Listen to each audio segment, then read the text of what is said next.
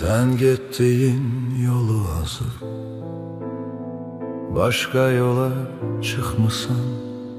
Hara gedirdin qadası, gelip hara çıkmışsan.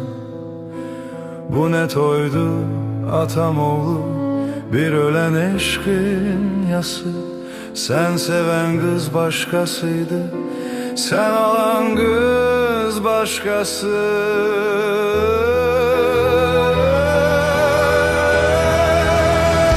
Bu ses küylü toy akşamı, kardeş bacın oynayır.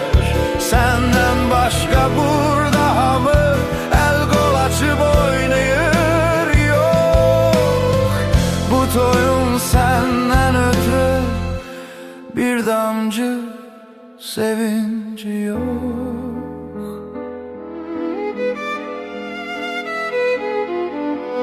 Rəhmin gelir yanındaki bu yad kıza, şad kıza. Ah gelinlik donundaki bu yazı xoşbəxt kıza. Bu kız sənə yatsa əgər, yüz yolu nə xeyri var? Sənə doğma olacaqmı o doğduğu balaları? Mutırmağa gücün çatmır, kaçmağa da